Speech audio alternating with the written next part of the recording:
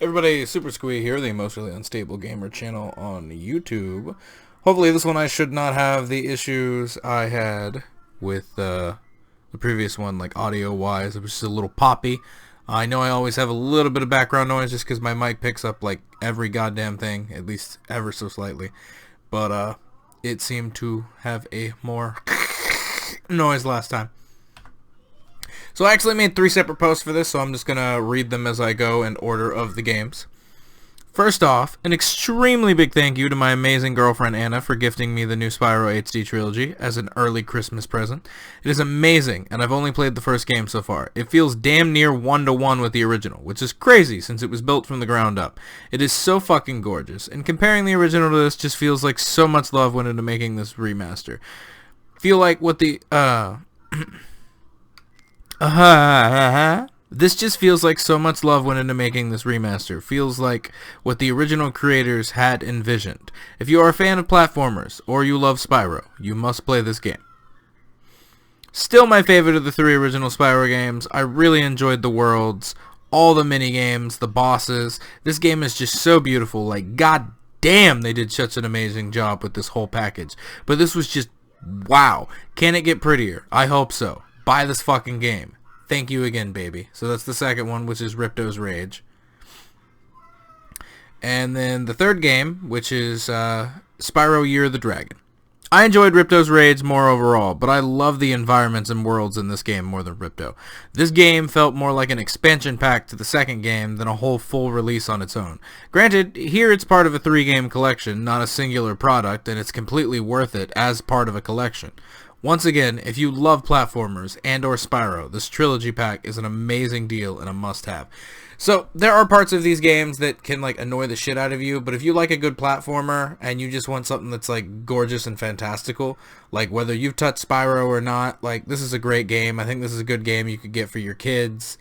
Like, it's a great game like to get for just any age group that loves games.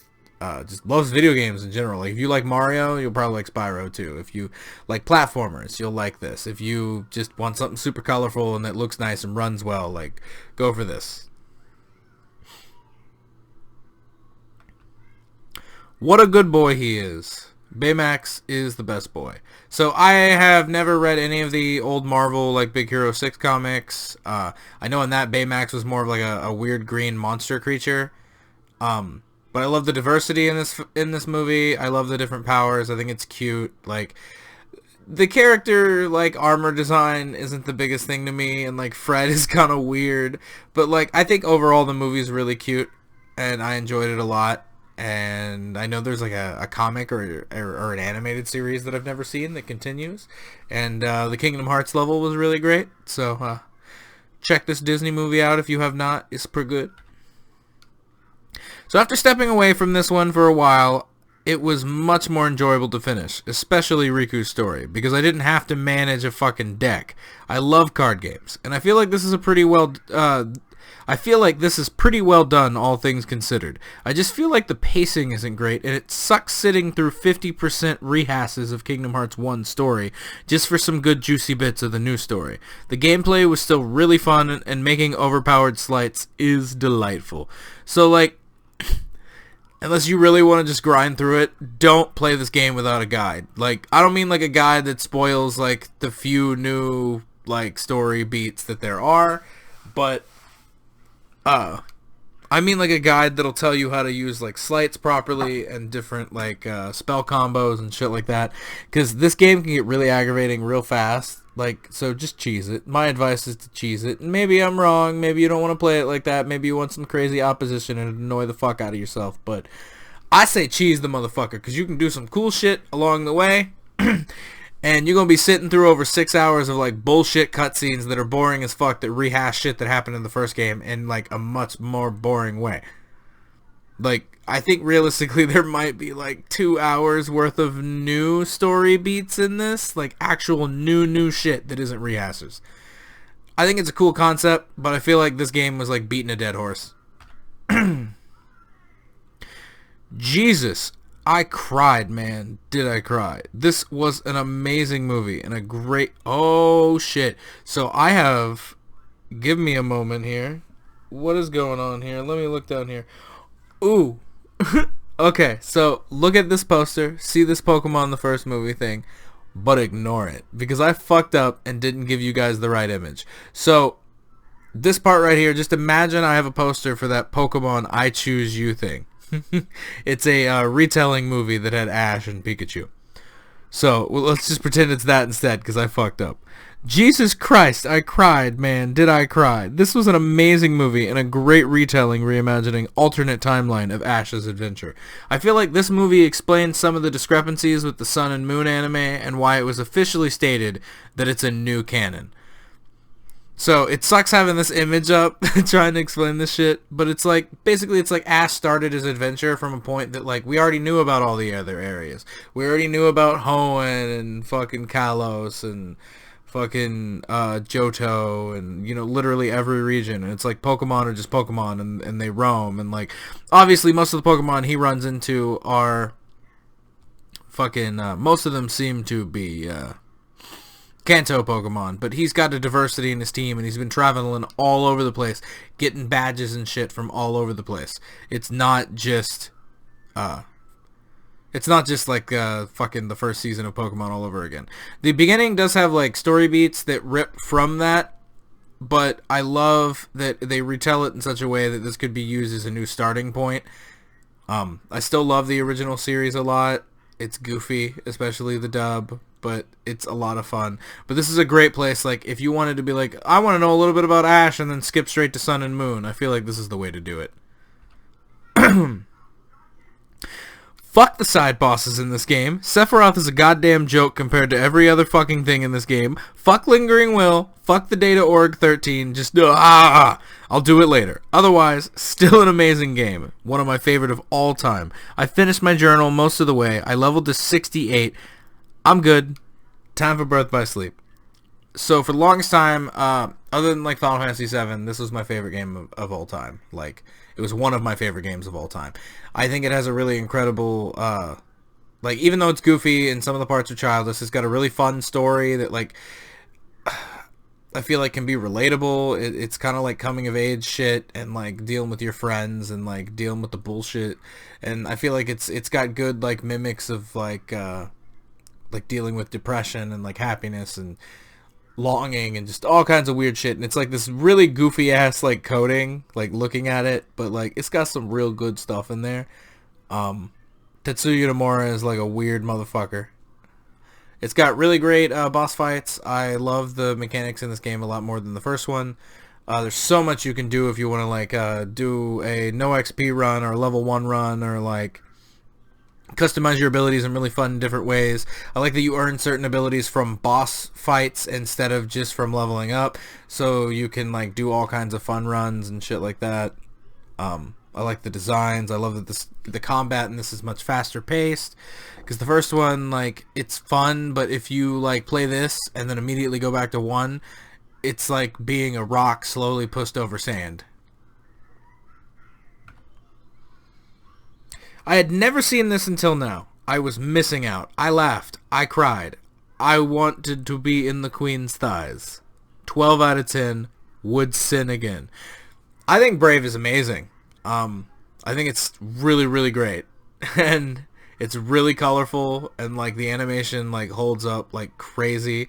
And this is now an 8-year-old movie. Probably close to 8 years old, depending on the month that it came out. Really good shit. Really, really good shit.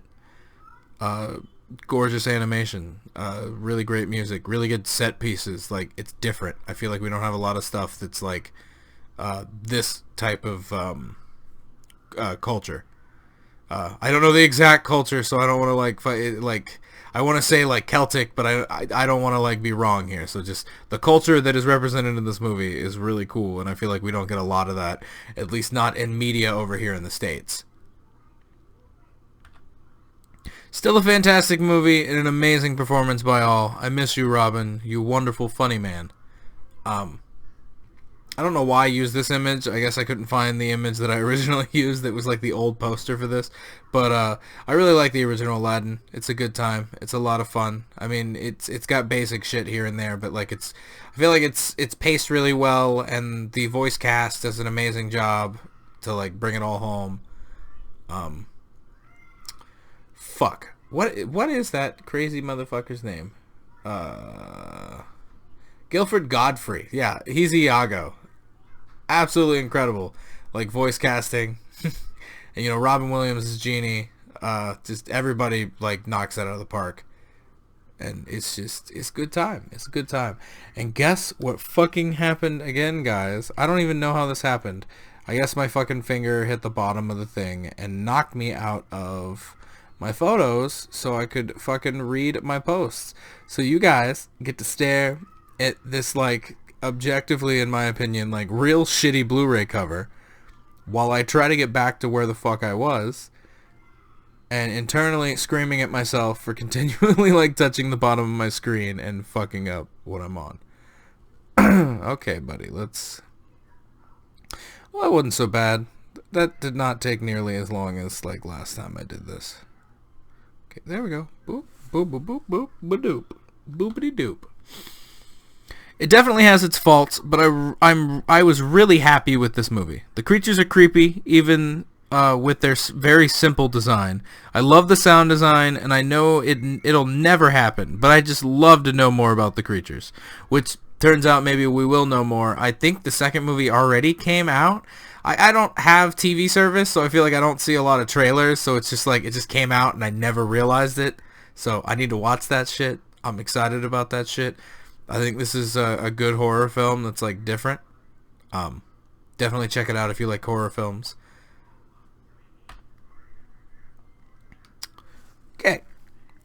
Way better than I remember. Last I played, and Jesus, does this game explain? Wait. Why the fuck did I not put a period or something? Okay, way better than I remember last time I played.